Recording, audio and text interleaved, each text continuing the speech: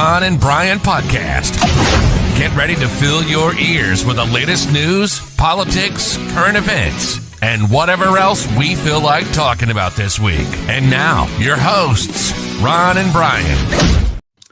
All right. Good evening, everybody. It is Sunday night. It is 8 o'clock, and it is time for episode 345 of the Ron and Brian podcast. Brian, I wore a little green tonight for St. Patty's Day tomorrow. I don't see you being as festive as perhaps you could be. Ron, right now I am wearing my bright green Speedo swimsuit. I wore it last year when you came to visit the Whitey McIvory Tower. When we went down to the pool, remember you said you were feeling very uncomfortable because the understrap of the Speedo didn't cup the entire part of my scrotum. So there was a lot hanging out there. It was there could have been a little bit more fabric, in my opinion. Well, nobody can tell me what to wear in my own home. Ergo, I've got scrotum leaking out in every direction right now in this chair. The lady did make me sit on top of a towel just so this chair does not get defouled by the scrot smell. So therefore, we're on our best behavior right now.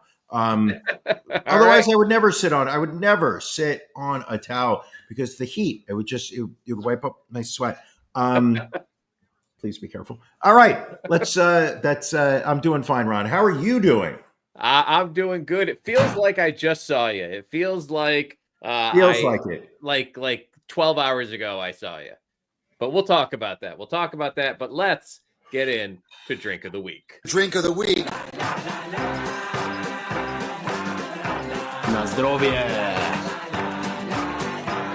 Salud. Drink of the Week. Proszę. Who's? Drink of the Week. Drink of the Week. Drink of the Week. Brian, what are you drinking this week?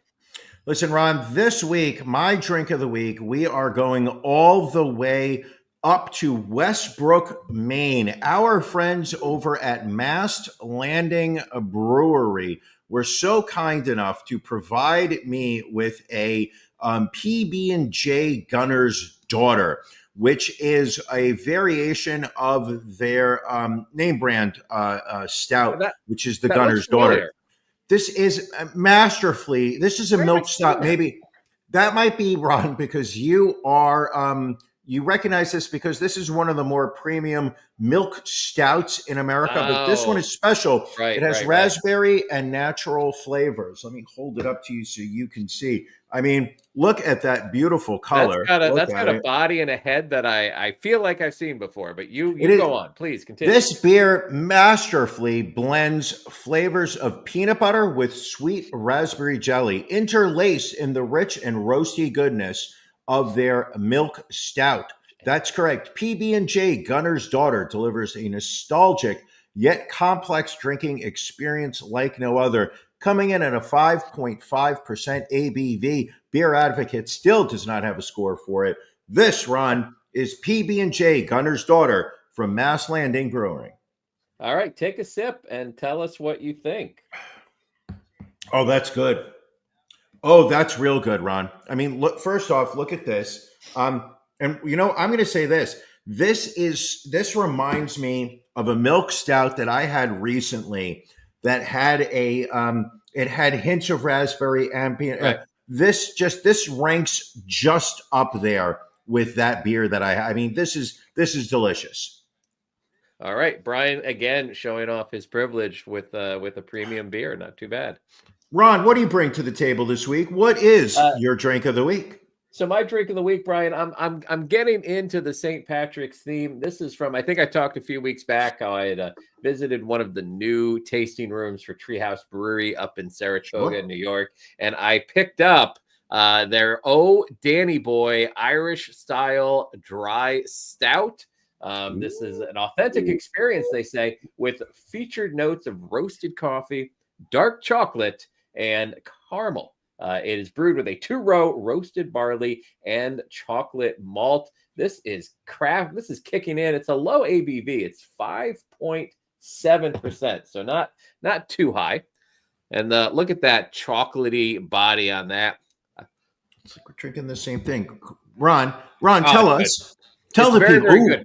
It is. It's not as strong as your normal stout. Sure. And again, it's you get the chocolate flavor. You get the malt complexity. It's very, very good. Take another sip. Let us know if you're picking up any more subtleties the second time around. No, they're so subtle. I'm not even picking them up at this point.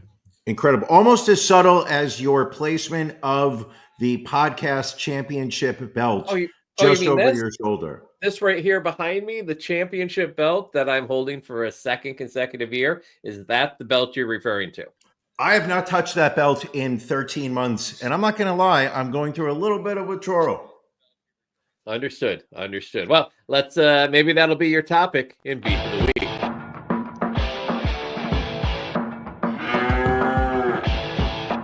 Ron and Brian's Beef of the Week.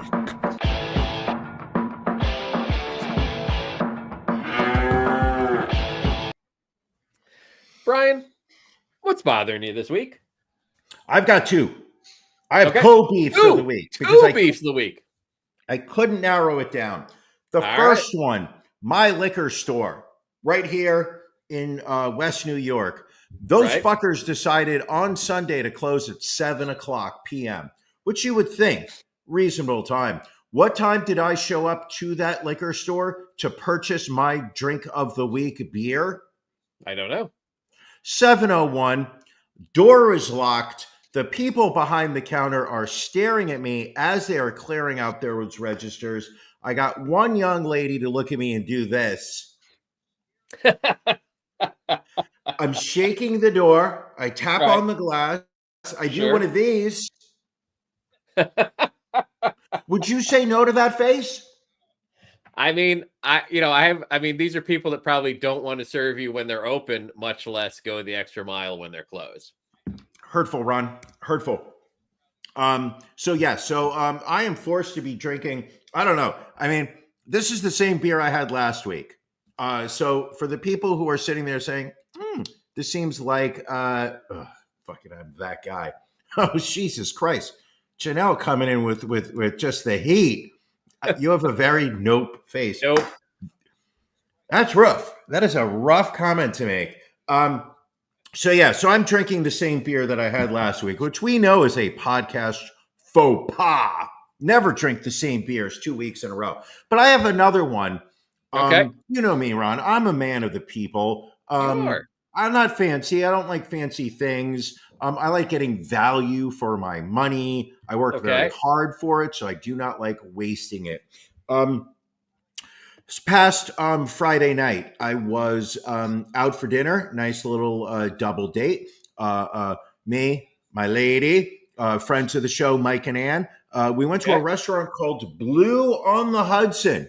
Ooh. Not far from here in Weehawken, New Jersey. Blue on the Hudson. Weehawken. Here's my beef of the week, Ron. All right, let's hear it. It is restaurants that do not publish the price of specials. Okay. And I know you're going to sit there and say, hey, wait a second. You should know that when you're ordering off the specials menu, it's a premium item, and there may be an extra $1 or $2 charge than your standard entrees. So the guy's going through the specials, and he says, "Oh, we have a Dover sole as our special. It's filleted. It comes in a lemon butter sauce. No sides. You have to order the sides separately, but that's traditional nowadays with your standard fare. It's the direction we're all Trump's headed. America. We get it. It's all right. Ron, how much do you think that plate of Dover sole cost me? So you're talking a freshly caught Dover sole, dressed very lightly, no sides. Correct. I would go, at most, New York City prices, $39. $69. What? $69. We got the bill. 4 of us. There were 2 specials and 2 other dishes were ordered. The bill was, I believe it was almost $580 for the 4 of us. And we're like, no, this can't be right. So we go through the bill. It is right. The prices are outrageous. $69 for a fucking a plate of fish. Don't get me wrong. It's delicious fish. Ace. Should have been $25. The prices of everything now so expensive that I feel there is an obligation that a restaurateur has to publish prices on their menus. This didn't have it. I know you could say so the carpe specials were in diem the buyer. menu. The specials Correct. weren't read to you by your server. They were read, but he did not include prices. And I think that is also a faux pas. Of course, you should say, oh, we have, the 2 lobster tails. That's going to be $52. I feel you have to be upfront with how much things are nowadays. So if I'm hearing you correctly, you paid You are. $15 more for that Dover sole than you paid for the filet mignon you had on Saturday night. Yes, you are correct, which is outrageous. It is outrageous. Outrageous. It is outrageous. Those are my beefs of the week. Ron. I mean, good point. You should have asked what the cost of it was. I don't believe that this is one of those carpe diems where it's buyer beware. I believe that this is one of those scenarios where there is an obligation as the establishment to advise people in advance of how much items cost.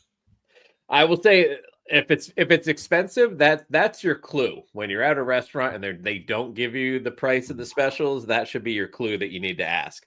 Like, I remember one time we went to Del Frisco's for work, and they had a double eagle steak as a special for the night. And one of our employees was like, "Oh, I think I'd like that. How much does that cost?" And the waiter was like, "Oh, it's a fantastic cut of meat. You're gonna love it. It's the best meat." Yeah, but how much does that cost? Oh, you know what? It's 18 ounces. You're gonna pass it around literally had to ask the guy 5 times, like, what does the steak cost? He's like, Sure. That's $175. Ooh. I bet it's good. I bet it was good though. Oh, did he go through ordering it or no? Delicious. Yeah, he did go through ordering it. We're like, well, you've already gone this far. He's already written it down. All right, Ron, what's bothering you? Some heat early on. I am taking. Listen, there is nobody. I'm getting like you chose New Jersey. It is just terrible. Should have asked. It's terrible. 49% behavior. That's low. That's low, Jojo. Yes. Ron, what's bothering you on this lovely Sunday evening? So I will go along with you on this with the pricing issue. As we will talk about shortly, we went to a show on Broadway yesterday. Went to a matinee, and we get in line because we're like, all right, let's buy some drinks before we sit down. My lovely wife goes up. They had some themed drinks for the play that we were seeing. So she goes up. She's like, I'll take a always be closing cocktail. And the guy says, oh, will that be a single or a double? And she's like, a double, of course, because she wants to carry through the entire event. He rings it in. I'm looking down on the little credit card pad. $39 for a cocktail. Yes. Then my beer, I got a Goose Island IPA, $15. And then my lovely lady ordered one of those little small cans of Pringles, $12. And then they had the gall to try and ask for an 18% tip on top of inflated cocktail prices. Yes. Madness it was, Brian. Absolute madness. And then, of course, do you want to pre-order your drinks for intermission? And I'm like, I'm going to need to call my bank and see my financial advisor and see if I'm in a position to do so. Yeah, I mean, I was always, and obviously times have changed and whatnot, but I remember going to bars, where the rule was $1 per drink. Right. Is your tip. $1 a drink. The guy makes a mixed drink, $1. You could do 2 if you really wanted to. A beer is usually 1. But I don't understand the 20%, like, because the the square pad was 18, 20, 25. Those were your three options. And then you have to look down for that custom button, which is right next to no tip. I don't want to do no tip. I want to give some tip. I believe there's a tipping culture we work in. But Jesus, I'm not giving a 20% tip because somebody mixed a little drinks. It was brutal. And come to find out, the first act was 35 minutes. So why would we have pre-ordered a drink just because a half hour later we might want another drink?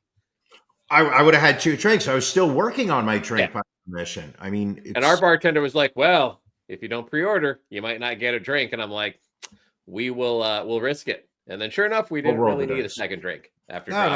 Honestly, we sat there on the first order. We sat there and said, "Oh, we'll get our next drink at the restaurant. It'll be cheaper." I mean, how much did you pay for your M&Ms? I never even looked. I didn't look. I saw how much my Jack and Coke was, and just didn't even look at prices. I tipped the guy $3. I know I tipped the guy $3. It was a Diet Coke, a Jack and Coke, and then a bag of M&Ms. I'm afraid to look at how much they charged me for it. All right. Well, let's before we get into that, because we do want to talk about Ron and Brian taking Broadway. Let's get to our stories of the week so that we make sure we get those in there. Brian, what is the story that you wanted to make sure we got to today? It is, one of the running themes that of topics that I've had, for some, most of the 12 years that we've been doing this podcast, Ron. It's people who are dying for internet fame. We kind of call it dying for the gram. So earlier this week, Ron, are you familiar with mukbangs? I've heard the term. I've seen some of the videos. Not my cup of tea. A little disgusting, if we're being 100% honest.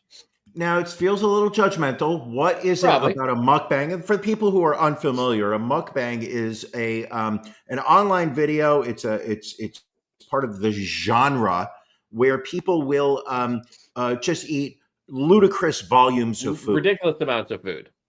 Like it started off as kind of like an offshoot of ASMR, where people would eat, into their microphones, and they would, eat lots of different foods that involved crunching and lips smacking, just for the audio quality. And then it just became, okay, well, how do I take this? So it's mukbangs. Well, if we go all the way to Turkey, Ron, do you have a photo of Afikin Kultur? Let's see here. Here we go.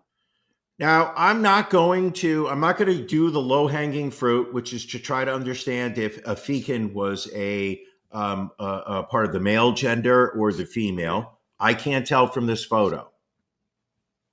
I don't know about you. Okay. Anyway, it's a tough call. It's a tough call. Well, we will not know moving forward because Afikin or Afikan, I'm going to go with Afikin, passed away earlier this month after spending 3 months in the hospital due to obesity-related health problems. Became a famous TikToker from his country of Turkey, amassing both a mammoth weight and following with millions of views on TikTok. Kultur was forced to stop streaming due to being bedridden with health issues such as bruising and breathing difficulties. He last posted on YouTube 8 months ago, and his last TikTok feed featured his last mukbang in October, where he appeared to feast on a large plate of canned grape leaves. Ron, what on earth is inside those grape leaves? Nobody has ever given me an honest answer.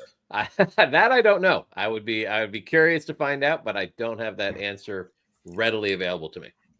Well, since here we go. The article does say that Afikan is a he. Since his last mukbang, since then, videos have shown him being completely bedridden and undergoing treatment from visiting medical professionals. Passed away earlier this month. Apparently, I imagine they got a very large casket for him. However, he has passed away. So I think this is just a word of warning to all those people who are looking for internet fame that mukbang videos are not the way towards a healthy, long, prosperous life. Yeah, it feels like, I mean, it almost feels like there's a bit of a mental illness involved there. Like you would think, even though you're becoming successful, like you're literally, shortening your life. So how does it matter how much money you're making if you're not going to be around to enjoy it? Well, you're not, but apparently you're not. And the other thing is, how much money are you possibly making on these things? Probably not a lot. Not enough to risk your life. Very true. Very true. Ron, what's your story of the week? What have you brought to the table? So my story, I've got to sneeze. Yeah. Pardon me. Bless you, Ron. Bless you, Ron. So These microphones have a button that you can press that cuts off your audio. We're real, Brian. We're so real that we don't hide anything from people. Okay. So this story just jumps out at me, Brian. You're familiar. You receive a lot of packages in your ivory tower. I know. Of course. You and your lady do a lot of online purchasing, and you know those packing peanuts that come with your packaging. We have a photo of some of those here. Sure. It reminds me of yes. This is a growing trend on TikTok where people are eating different packing peanuts. They're seasoning them up and they are eating them, Brian. What? They're eating the cats. They're eating the dogs. They're eating the packing peanuts. But they're not made of, what do you call it? They said that doesn't even make sense. So apparently where this appears to have originated from is from the brand Lush. I don't know if you've ever seen them in a mall near you. No. But they claim that they use edible packing peanuts. Again, these are not real peanuts. They are vegetable starch-based alternatives. However, that doesn't necessarily mean that they are safe to consume. Others brands use biodegradable packing peanuts that are better for the environment, but not recommended to eat. Because even the vegetable oil based ones, they're high in omega-6 fatty acids, a lot of other things that could cause cancers. But it's just crazy. People will season them. They'll dunk them in hot sauce. I don't even want to search this on TikTok because I don't want it on my FYP. But good Lord, Brian, this is a second story about people doing something stupid that can probably kill them. Eating too much will kill you. Eating packing peanuts will probably kill you as well. That is just nasty. It's odd because it's one thing that I never would have even thought to try to ingest. I mean, they're very similar. Do you ever eat pirate's booty, Brian? Not talking about when you ate. Not talking about when you ate the ass of that guy in college. I'm talking about the snack food, pirate's booty. Nope. This is not a college story. That's low-hanging humor. But I do remember there was this one time I was in Western Pennsylvania. I believe I was in the Pittsburgh area. Met a gentleman who said that he played for their local baseball team and then turned around, pulled his pants down and said, "Eat it." So, you never know what's going to happen in Pennsylvania. Anyway, pirate's booty is these cheese puffs that do have the texture of packing peanuts. But folks, don't eat packing peanuts. But pirate's booty, that whatever the material is made of, I thought it was corn. I do like that cheddar seasoning they use. Oh, it is. Yeah, you can put that on. You can put that on anything. You can put it on ass, and it would probably taste good. Or in. So, Brian, as we mentioned, you and I were on Broadway yesterday. We went to the Palace Theater to see a revival of Glengarry Glen Ross. Yes. Just a stacked cast. Kieran Culkin, Bob Odenkirk, Bill Burr, Michael McKean, amongst some others, faces that I recognize but can't think of their names right now. So it was an experience, to say the least, Brian, wasn't it? Sure. Yeah, absolutely. First off, the thing that right off set the tone was the price of the concessions. Outrageous. Then as we are sitting down, we overhear one of the what do you call the people that seat you? I believe the ushers. One of the ushers is making an announcement to the audience of like, The first act is 35 minutes. There will be a 15-minute intermission, and then act 2 will be 45 minutes. I'm quick doing in my math. I'm dividing by Right. the price of the movie. I'm like, this is a pretty fucking expensive play.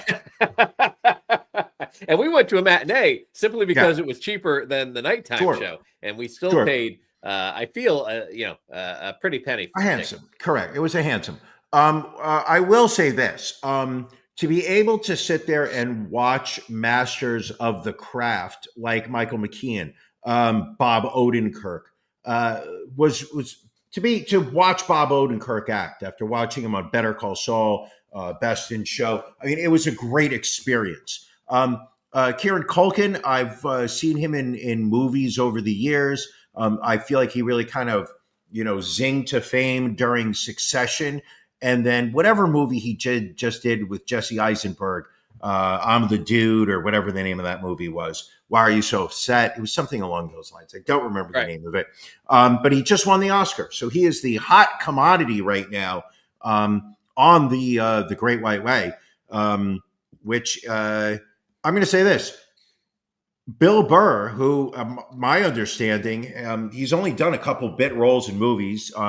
He was in that Pete Davidson movie on Staten. He was in The Mandalorian, but just a couple lines. Right. He did have a much bigger role on that Staten Island movie with Pete Davidson when he played Pete's King of Staten Island. But I'm going to say this: Bill Burr, to me, did the best performance. He was, I would say, he's probably the only person in the play that I think was better in the role than the actor in the movie. Like, I think it was Ed Harris that was in the movie, right? He was a better Moss than Ed Harris was. The thing was, well, first off, Moss really had Ed Harris really had to up it because he was starring against Pacino. He was doing scenes with Jack Lemmon, Alan Arkin. I mean, if it's Kevin like Spacey. that is a murderer's row of acting right there. So you really have to kind of up it to not be overshadowed. Whereas in this play, I felt the acting was much more subdued than in the movie. I would agree with that, and it was more comedic.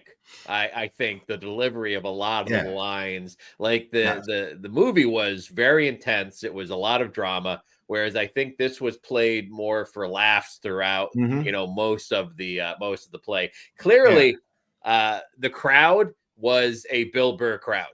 Like he got the biggest cheers of the entire play. Really wasn't in the second act all that much. No, very little. But again, when you have an hour and 15 minutes of a play, there's not a ton of acting going on there. Correct. I think Bob Odenkirk did good in the Shelley Levine, Jack Lemmon role. I think you and I agreed, it was tough for Kieran Culkin to match the power of Pacino as Correct. Yes. Nobody can compete against Pacino. I saw the 2005 version of GGGR on Broadway, and Liev Schreiber played the Richard Roma role. Again, not as good as Pacino. Yeah. Pacino really defined that role in my book. I think it's safe to say both of our ladies hated this play. We probably hated it. I think in hindsight, had we known the play was going to be so short, you and I probably could have just gone to see the play, and they would have been perfectly happy going like shopping or, grabbing a cup of coffee or anything else, because they were absolutely. And I think, it was really driven home how many men attended this play when both of them mentioned, like, there was no line at the ladies' room, but there was a long line at the men's room. Never happens at a Broadway show. Never happens. Like, I'm used to sailing in and out of the restroom at a Broadway show, and they are used to waiting in very long lines. She's like, I think 80% of the people here are men. Yeah. Well, it was just, I think when I was, describing it to my lady about what the play was, first off, she was just not pleased. Second of all, and you think about it from a woman's perspective, which I know, Ron, is so difficult for you to ever attempt to try. You see things purely from your white male, white middle-aged homogenous, But if somebody had said, but think about it, here's a cast of 8 men. There is no female perspective in the play. There's no female characters in the play. So I can understand the woman sitting there saying what they're talking about, I can't relate to. Maybe if this play came out, not during Trump's administration, maybe the DEI woke people would have changed one of the characters to a woman, maybe a transgendered Shelley Levine, because Shelley could be any kind of name. It's not a genderless name or gender. I will say the one thing name. about the play that was very interesting, they did not sanitize it at all. Because there's a lot of stereotyping that goes on in some of these monologues, and they certainly did not clean that up at all. To their credit, I mean, it is, I think that when the play was written, it was a microcosm of how people of that era was, and so they kept it consistent with that. Well, if I'm not correct, it takes place kind of in the early 80s. When people were not politically correct. They did not refer to people of other cultures in terms of respect and whatnot. I think there were some people in the audience who did not appreciate that, some of the language they used about different. But this play was so quick. Like, you had made like 5:15 dinner reservations for us. We got it was a 2:00 matinee. We were out of that theater by 4:00. We were out before 4. I remember looking at my watch. It was 3:55. We were on the street outside. So then we were forced to go to Nordstrom because our ladies wanted to do a little shopping. But I will say this, so first off, this was the insane thing. You have 2 Nordstroms right across the street from each other on 57th Street. Mm-hmm. One is the men's Nordstrom, one is the women's Nordstrom. Mm-hmm. That blew my mind. And then on the top floor of the men's Nordstrom, there was a bar, which we were very happy to find and just sit and have a couple of drinks while we waited for our significant others to come back.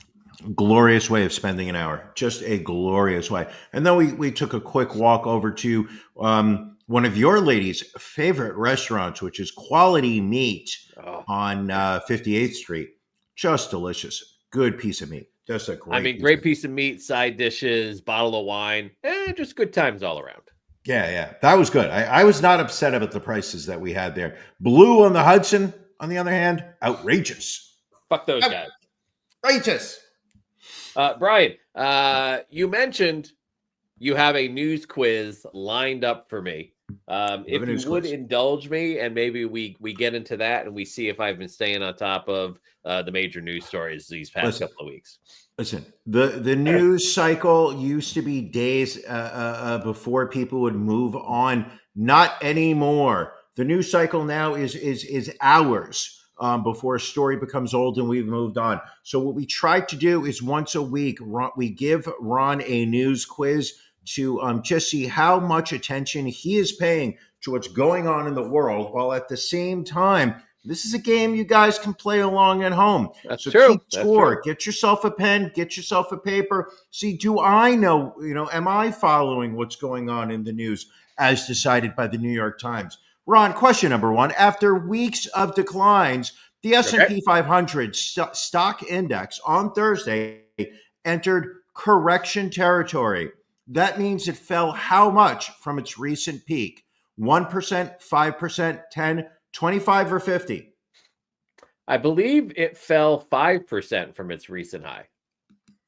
You are wrong. Oh. The actual for a correction territory to be reached, the stocks must fall to 10% of their recent peak. That's correct. Right. Since Trump took over, stocks have fallen 10%. You know what that means, people? The retirement savings of people that are senior citizens and living off of very small amounts of money have now 10% less money than they used to, thanks to our current president. All right, fantastic. Federal agents moved to deport Mahmoud Khalil, a Palestinian activist and lawful U.S. resident. What is his immigration status? Is he a refugee? Does he have a student visa? Is he here on a green card? Is he here with U.S. citizenship, or does he have diplomatic immunity? I believe he's here on a green card. You are correct. Khalil has a green card. And while he has not been charged with a crime, the Trump administration has invoked an obscure legal statute to justify deportation proceedings. Moving on to question number 3. What 2 actions did the United States take after Ukraine said it would agree to a proposal for a 30-day ceasefire Russia? It ceded parcels of land in western Alaska to Ukraine. It fast-tracked Ukraine's entry into NATO. It lifted a pause on intelligence sharing with Ukraine. It resumed military assistance to Ukraine. It sent nuclear weapons to Europe. 2 actions, 2 out of those 5 is what the United States did. 2 out of those, and one of them was not J.D. Vance fucking a couch. No, neither. Right. No, none of it had to do with the reference to the. I'm going to say they started to release intelligence back to Ukraine. That's and one. They started providing assistance to Ukraine again. Ron, you are absolutely correct. That is what they did after President Zelensky of Ukraine agreed to negotiations and to a 30-day ceasefire with their war in Russia. Ron, the former president of which country was arrested this week on charges of crimes against humanity? Cambodia, Moldova, the Philippines, Rwanda, or Sweden? I gotta go Rwanda. You are incorrect. The Philippines. Rodrigo Duterte of the Philippines was arrested after there were concerns about his violent anti-drug campaign, which human rights groups have said led to roughly 30,000 deaths. Canada's Liberal Party chose a new leader, giving the country a new prime minister. Who is it? Is it Brian Boitano, Mark Carney, Doug Ford, Chrystia Freeman, Chad Kroger? Freeman, I believe. Wrong. It is Mark Carney. He was the governor of the Bank of Canada during the 2008 financial crisis and the governor of the Bank of England during Brexit. Well, you're not doing very well, Ron. Question number 6. All right. Which department announced Tuesday that it was firing more than 1,300 workers, essentially gutting the agency? I can argue. You don't even need to read the answers because I already know it's the Department of Education. Sadly, you are correct. That's what Trump wants, and that's what he's getting. Donald Trump hosted a news conference in front of the White House this week that was, in essence, a car show to promote which automaker? Cadillac, Ford, GM, Honda, or Tesla? I believe it was Tesla, he said. I love Tesla. You did say, he said that it was, he pointed to the bright red Model S and said, the one I like is that one. So much computer. People absolutely are hating Tesla cars right now, and I'm all about it. The Justice Department's pardon attorney was dismissed one day after she refused to recommend restoring gun rights for which actor and prominent Trump supporter? Is it James Woods, John Voight, Kelsey Grammer, Mel Gibson, or Roseanne Barr? I think it was John Voight. Wrong. It was Mel Gibson. He lost his gun rights because of a domestic violence misdemeanor conviction in 2011. Ron, we're moving on. What's the title of Lady Gaga's new studio album? A Very Bad Romance, Grown This Way, Mayhem, Royal Flush, The Fame Monster Part 2. I believe it's Mayhem. All right. You got that one correct. All right. Back Number on the 10. board. Ron, it's been 5 years since the WHO declared COVID-19 a pandemic, inadvertently drove much of the world to spend more time online. Which of these is not a COVID-era meme? You're all about the memes, aren't you? I do love me a meme. Is it Alex from Target, Cat Lawyer, Sea Shanties, Stanley Tucci's Negroni, or the mysterious monolith in Utah? So which of these is not a COVID meme? Not a COVID-era meme. I think it's the kid from Target. Alex from Target, you are correct. He went viral in 2014. I didn't even know he was a kid. Southwest Airlines announced this week that it would begin charging for what amenity? Armrests? It's going to start charging for checked bags. That was all over my FYP this week. People because we know you are about your checked bags. That is correct, Ron. You did 7 out of 11. which puts you in the lower 20% of Times readers. Shame on you. So can we go back to Tesla real quick since we're talking about TikTok? It's your podcast, champ. My new favorite thing to watch on TikTok is this car dealership, and they consistently put up videos of people that are calling in, primarily trying to like get rid of their Cybertrucks and buy another vehicle for themselves, but they are so upside down on their car loans that it's just absolutely ridiculous. And the car company is nice enough to refer to it as negative equity, but most of these guys are $80,000 to $120,000 upside down on these loans. So they're trying to buy like $100,000 car, and their car salesman's like, well, yes, you can buy a $100,000 car, but you still have the $80,000 left on your loan that the value of your car, that your Cybertruck doesn't cover. Because your Cybertruck that you paid $100,000 for is now only worth $20,000, and you owe us $80,000 from that original purchase. Wow. There was a guy who wanted a Cybertruck so badly when they were not available. On top of the $125,000 he paid for the Cybertruck, he paid another $75,000 on top of that to expedite him getting his Cybertruck. Oh, I love that. I love and this somehow, story. This is the crazy part. Somehow a bank rolled that into a loan for him. So he had like $140,000 in negative equity. I can't say I'm all that broken up about people. I don't feel bad. I don't feel bad whatsoever for this guy. First off, we saw a few Cybertrucks in the city, and they are just god awful ugly. They're god awful. Like, he knew what he was buying. It's not as if the market is right. He bought an ugly vehicle, right? Ugly trash can on wheels, without a doubt. Well, let's.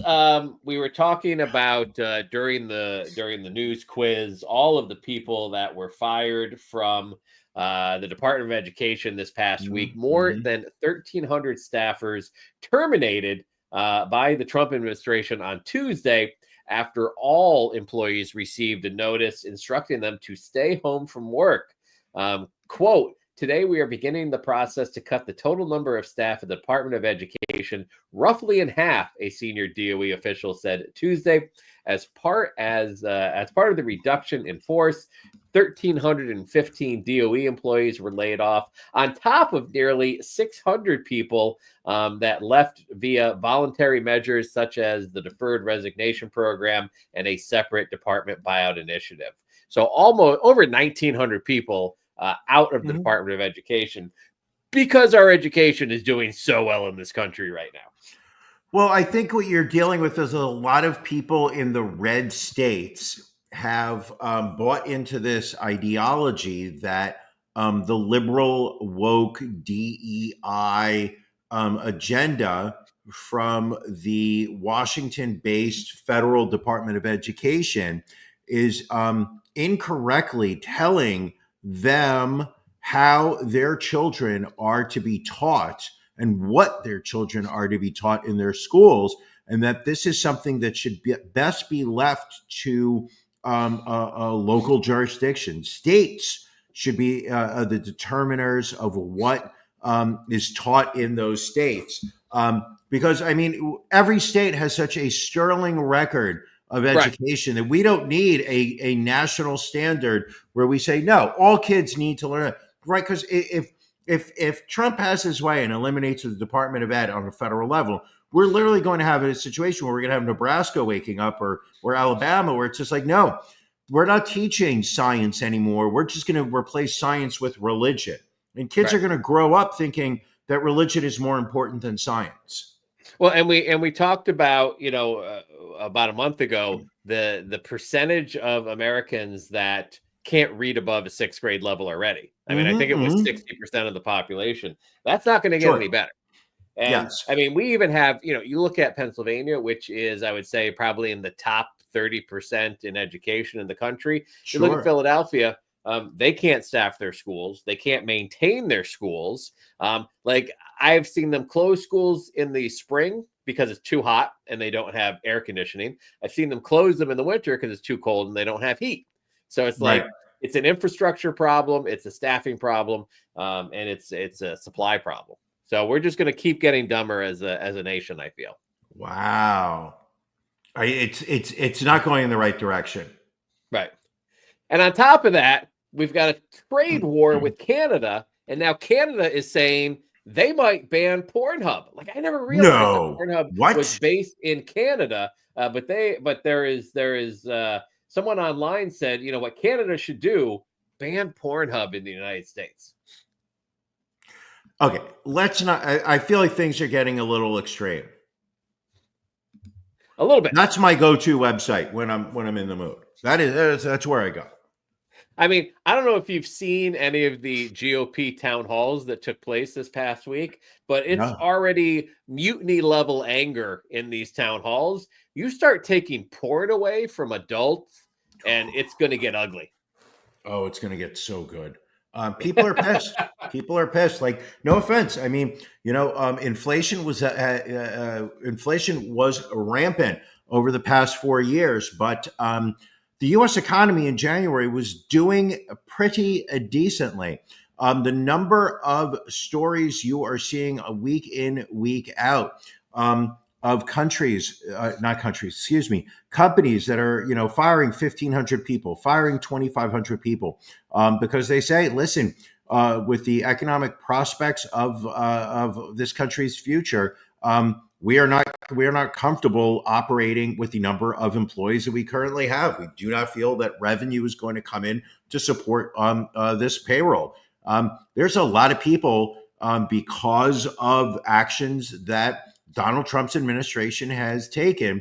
There are a lot of people that are sitting at home trying to figure out how to apply for unemployment, that were working full-time jobs in January, seemingly feeling comfortable that they had employment. Well, and you look at on a national level, our projections for GDP, for gross domestic product, for this year went from growing 3.4% to dropping 1.5% due to the tariffs and the drops in the stock market. And I could have sworn the guy got up there and said he's going to lower grocery prices on day one. Well, Brian, egg prices have dropped 5 cents a dozen. Oh my God. Listen, my local store does not have many eggs. I know you like to rub it in my face that you have an unlimited amount of eggs at your disposal. I got a lot of eggs going on right here. I do not have a lot of eggs from where I am. And don't get me wrong. If I need eggs, I'd buy eggs, but it's not the end of the world. I'm not dying without them. I mean, we have switched from having eggs on Sunday morning to having pancakes because it takes fewer eggs. Sure. Brian, another important question for you. What are you watching? Ooh, couple things. One, right off the bat, Severance season 2, episode 9. This past Friday, we are one episode away from the season finale. This episode, they tried to bring every storyline up to speed. Every character was in it. It felt like a little convoluted. Too much was going on. Also watched Bill Burr's new hour special on Hulu. I believe it's called Drop Dead Age or Drop Dead Years. Good, not great. I mean, it was a Bill Burr weekend for me. Listen, there is something, he made his reputation. He set himself apart. He was a very angry 30-some-odd-year-old white man. Now he is mid-50s, happily married, a happy father of 2. He doesn't have that anger in him.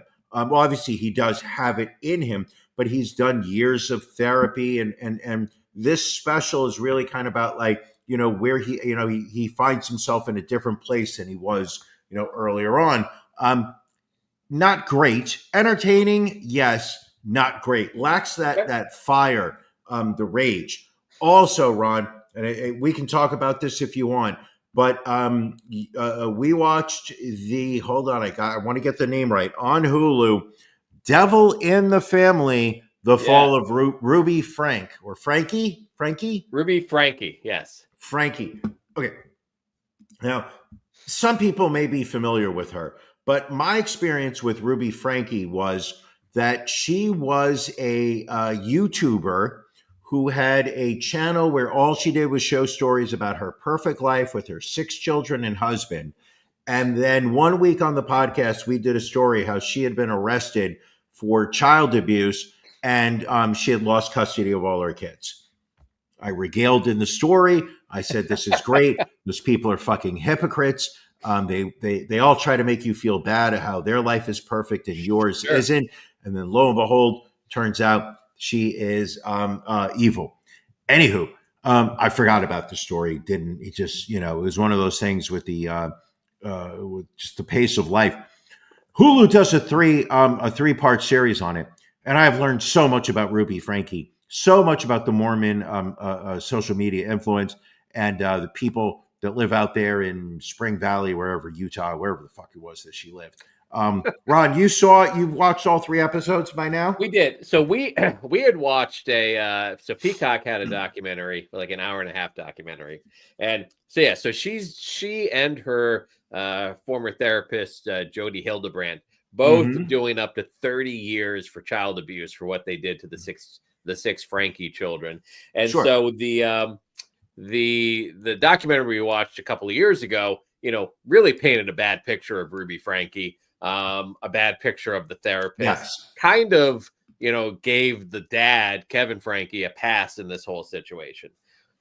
They did this docuseries by taking all these hours of unaired video that the family had shot for their YouTube channel, and they made Ruby and everybody look even worse than you could have imagined. Like, it was the emotional abuse, the physical abuse, the mental abuse, but also the slow spiral into madness, if you will, from Ruby. Initially this is just like a feel-good channel about, we've got 6 kids. This is a husband, a wife, 6 kids. They started this 8 passengers YouTube series. It's very cute. And then at some point they mentioned on one of their videos that they had taken away their son's bedroom for 8 months because of his behavior, and made him sleep on a beanbag. So all of a sudden, everything goes to hell for them. They start losing brand deals. They start losing followers. So then she spins to be in a more religious-based channel, and it just really goes off the rails then. Yeah. Ooh, and does it go off the rails? Where, it speaks to one of the things you and I have spoken about multiple times is just the blind subservience that certain organized religions expect from their followers, where it is, she starts to spend so much time, and these are not necessarily spoiler alerts, but she spends so much time with this advisor, Jody, to the point where she's moving Jody into her house. She's living with Jody. They're sharing a bedroom, all because they're worried about her, because the evil spirits, and the devil is in the house. She throws her husband out of the house. Then she starts throwing out her eldest children, cuts them off. By the way, Ruby's husband, Mark, I'm making up a name. I don't know what his first name is. This dude, I don't care how he wants to portray himself, but I was using slurs at the TV during episode 3 when he talked about how he went an entire year without having any contact with his children because he was trying to work on himself to get the lust out of his heart so that he can earn his family back and his wife back. And I was screaming slurs in a way I haven't done that in years. And I know we joke about it. I may use some colorful language here or there, but the truth of the matter, I was literally being like, you, Well, so you Words, find so words. the youngest son ends up escaping from the therapist's Sure. house. He's got duct tape wrapped around his wrists and his ankles with like Mhm. saran wrap underneath it. You then find out later on that these are covering rope burns when he was tied up.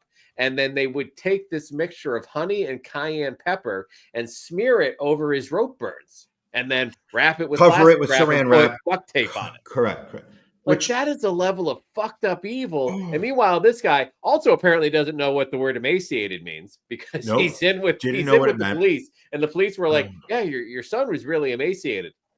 I don't know what that means. Like you saw That's the the kid's shoulder blades, American. his ribs, Yes. his tendons. It was Yes. horrible what they did to this child.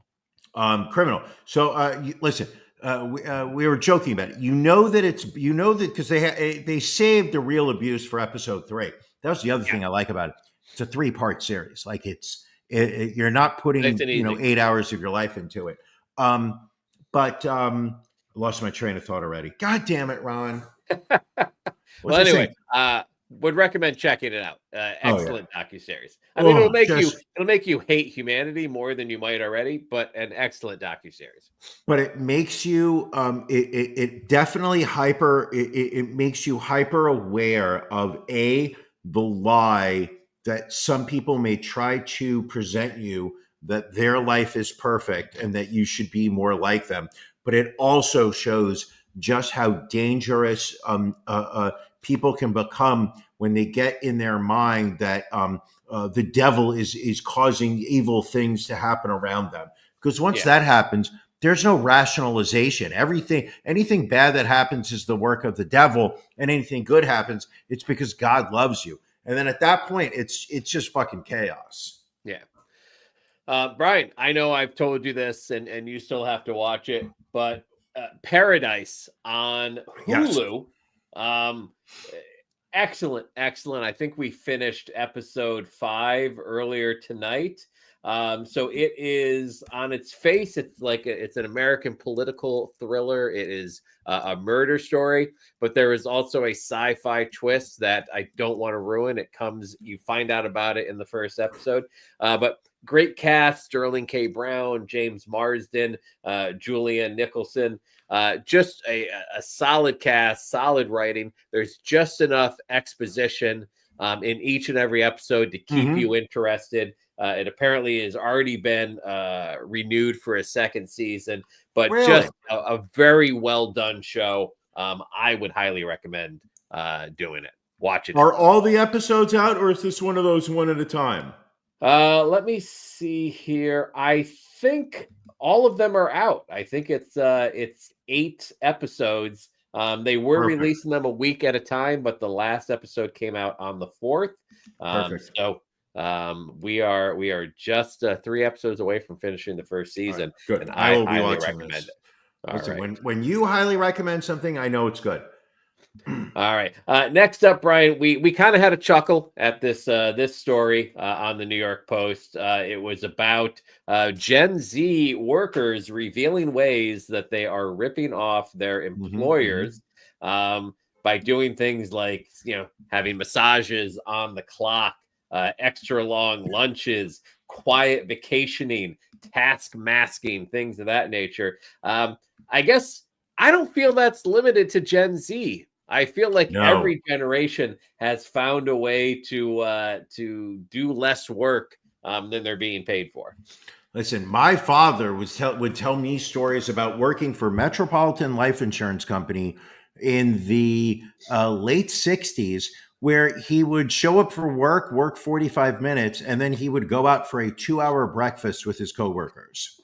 They would go to a diner. They were on first names with the wait staff, and they would just sit there for 2 hours drinking coffee, shooting the shit. And he said we would go back to work around 11:30 or so. We'd work for an hour and then go take lunch at 1.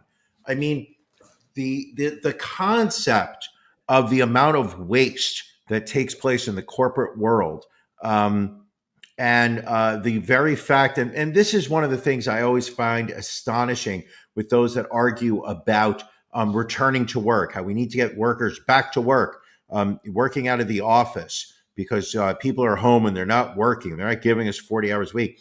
They are completely negating how many people are not delivering 40 hours of work while working inside of an office.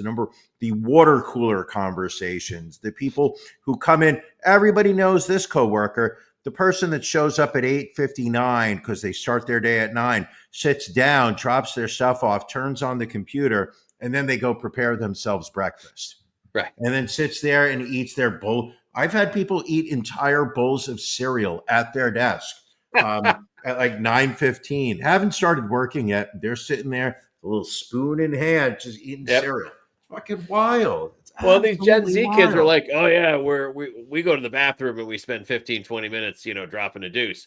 We invented that, I feel, in our generation. Of course. Like before we even had cell phones, we invented that. Ron, the 4:15 dump. I mean, these kids they think they've got something new. The 4:15 dump. You go into the bathroom at 4:15. You sit in the toilet for 15 minutes. Back in the day, we used to read magazines or newspapers. Now you could just sit there and flip your phone. But what happens? You're back at your desk at 4:30. You do a lap around the office talking to people as they're winding their day. They also don't want to work. So they're talking to you. They're happy to see you at this point. You make it back to your desk at 4:55, just enough time for you to log out of the 4 different apps you have open on your laptop, close them down, shut it down, turn the light off, push your chair in. You are out the door at 5:01. You can just as easily slack off in an office as you can in your home office, I think is the takeaway. Sure, of course. And it's less boring. There's more distractions in an office, or so they tell me.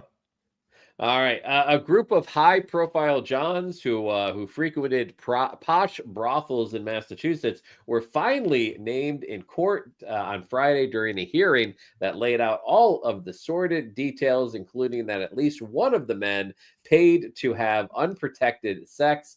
Mark Zhu was one of the alleged Johns to be identified during the hearing in a Cambridge, Massachusetts courtroom, where it was revealed that he allegedly paid $840 for 2 hours of unprotected sex with a prostitute. Also revealed were identities of other Johns, including Kerry Wu, John Duran, David LaCava. I don't know if we're supposed to know who these people are. But one of the things they're luminaries in the Boston. They're luminaries in the Boston political world. One of the things they shared was a text between one of the Johns and one of the brothel workers with a menu showing what was available if you went. So this was donations for Cara or Tina or Mimi or Alina. You had a few women to choose from here.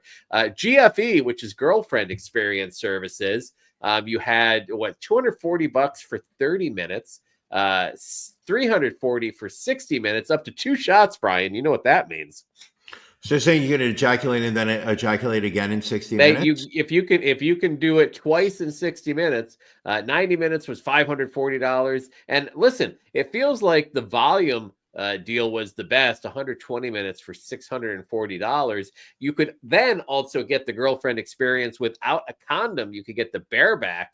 And that was about $150 to $200 more. If you're with a prostitute, do you want to? Why are you doing it without a condom? I think there are some men that are into that.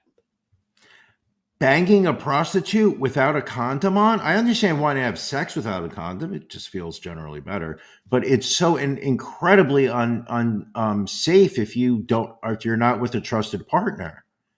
Listen, some people, that is their kink. We don't yuck other people's yums, Brian. We know you know this already. Well, I sure do. I mean, that is just frightening that somebody's going to pay $200 extra to not have to protect their own body against potential STIs. Fucking crazy. Boston, you're wild. What is interesting, Brian, is for $60 less than you spent at a strip club, you could have had bareback sex for 120 minutes in Massachusetts. I feel that was, and these are inflationary prices. These are inflationary prices. My story is what, like almost probably about 10 years old. Probably about that Oh, long. God. Oh my God. It probably is not that long ago. That is a humbling fact. Really, you really know how to put things into perspective.